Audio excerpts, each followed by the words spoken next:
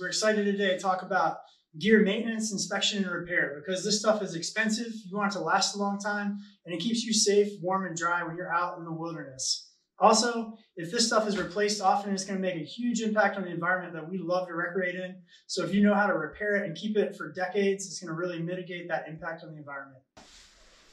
The best way to keep your sleeping bag nice and clean and not have to wash it a lot is to use a liner. Then you can just pull the liner out and wash that instead. Great to do with your down because you don't really want to wash the down a whole lot. It starts to break down pretty quickly. But with a down sleeping bag or a down puffy, some keys for success: you can get a down specific detergent. Wouldn't use regular detergent too much, maybe non-scented, super easy detergent if that's all you can get, but you can order some Granger's or other brand down wash that'll help keep the oils from coming off of the feathers, keep the feathers in their loft up so you stay warm. You can wash it either in a bathtub with hand massaging, get it nice and clean that way, or you can put it in a front loader washing machine. Don't put this bad boy in a top load. The agitator is just going to tear it up.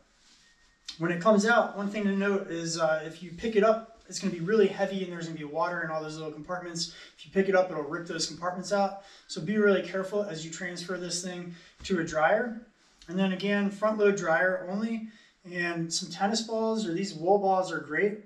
Added bonus, these things work as dryer sheets. So you can buy a set of these, throw them with all your clothes, get rid of that static and not be killing the environment with all those dryer sheets. Run it through 3 or 4 times with these. It'll help, these will bang around in there and help the down loft get fluffy again, so it'll keep you warm. And whatever you do, make sure that it is absolutely dry before you put it away, because if there's a little bit of moisture in there, it will actually mold, and that's no good for anyone. Let's talk Goretex for a minute, because if you're like me, this is probably one of the most expensive things you own for recreating outdoors, so you want to take good care of it. The way that this Goretex works is they figured out a way to make holes in the membrane that are big enough for water vapor, your sweat, your heat from your body to escape from, but way too small for water molecules to go in, which is pretty awesome. But it doesn't work if it's dirty and oily. All those little holes will plug up and then you're going to get all sweaty inside. And it doesn't work when it gets saturated. So when it gets super wet, you'll see that it looks wet instead of the water beating off. It won't work. So we can fix that pretty easily.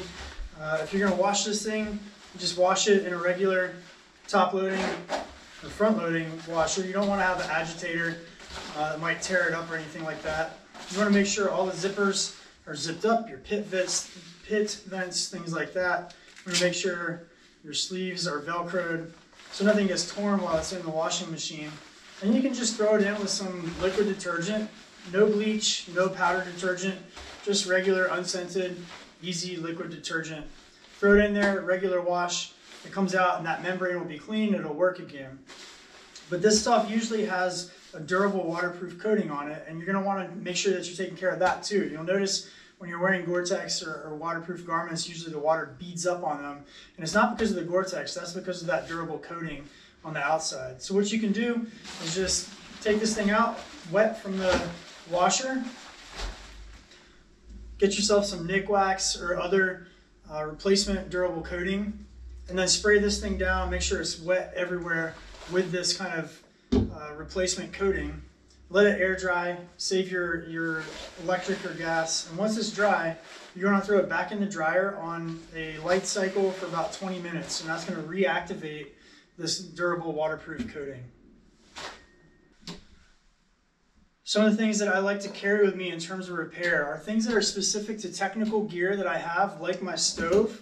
I love the MSR Whisperlight. It's super durable. This thing is about 11 years old now.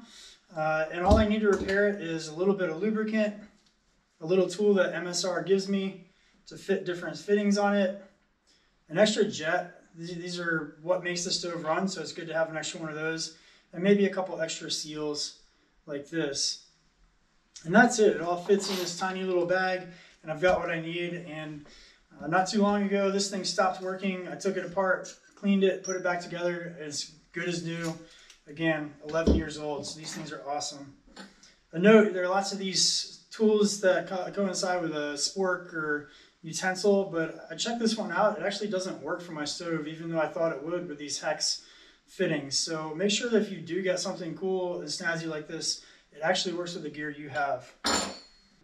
Stuff I like to bring with me, of course, duct tape is great. It can fix a lot of things in a pinch. I usually bring a lot less than this. Maybe just wrap some around a ski pole or wrap it a little bit around something I'm carrying. Nice to have. I like to have some extra buckles. It's hard to fix a buckle on a pack. Having these, you can just order them from your favorite company like Osprey, Sea to Summit. Having those can be really useful if you have a broken buckle. And then most of my repairs are tenacious tape or little patches that come, with various gear, like sleeping pads, things like that I might have. And if I'm going to be out there for a while, I bring some seam grip. This stuff makes things waterproof. You can put it over the tenacious tape, and I'll show you that in just a minute. And it's really useful for that. But I only bring this if I'm going to be out for an expedition for a couple weeks. This tenacious tape will get you through a couple days for sure. So generally my repair kit looks like this with a knife. It's just a roll of tenacious tape that I keep in a little tube. And then whatever I need specific for tools like my stove and my water filter. The tenacious tape repair is good for all kinds of stuff. I've got some stuff I've repaired here. Sleeping pad is held for a couple weeks of camping since I replaced this. A couple weeks worth of sleeping on the ground with this thing, and it's airtight, really works well. One of my water hydration flasks is soft. I was able to patch this about a year ago, and it's held since then with a little pinhole. If you need to find the hole, you can just seal some air in here. Same thing with the sleeping pad. If you're not sure where the hole is, seal some air in there and throw it in a bathtub and submerge it. The water will show you with the bubbles really quickly. All right, let's talk about how to repair stuff with some tenacious tape. First tools you need, a marker or something to show where the hole is. It can be kind of hard to see, especially if you have a pinhole and a water bladder, something like that. Some scissors to cut a nice piece of this out. And if you think you need it, a little bit of seam grip to really make sure it's waterproof. If this is a bladder or something that's going to contain air or liquid, I want to make sure I get it right. So I'm going to inflate it with air and throw it in a bathtub and look for the bubbles. In these pants, the bubbles will be coming right here where there's a little bit of a hole.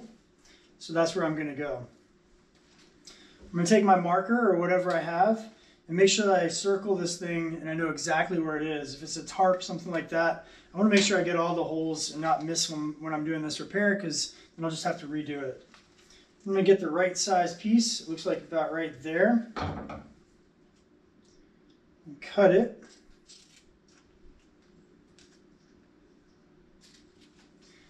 Super important with this tenacious tape is to make sure that you're cutting nice rounded corners, circles, ovals.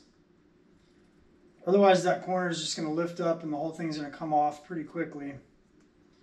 But if you can round the corners like this, it's going to stay on for a long time.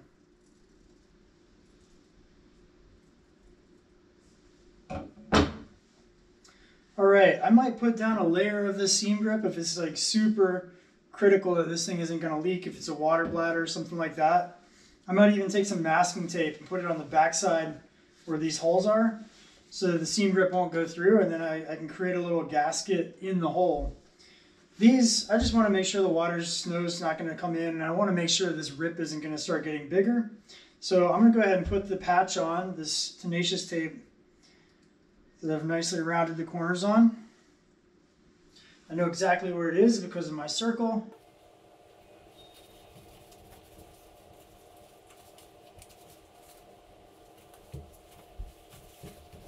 I'm going to work it on, some friction, make sure there are no bubbles or wrinkles. It's nice and smooth.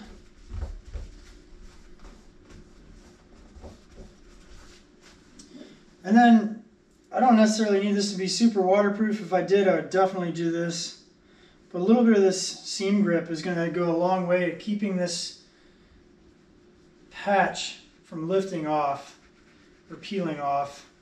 So I'm just going to go around the edge with some seam grip. There There we go. Make sure it's nice and neat. Lastly, I'll let this dry for about 24 hours, and then I might take some climbing chalk and dust it, because this stuff will stay pretty sticky and it's kind of annoying. So if I put some chalk on there, it'll take that stickiness off.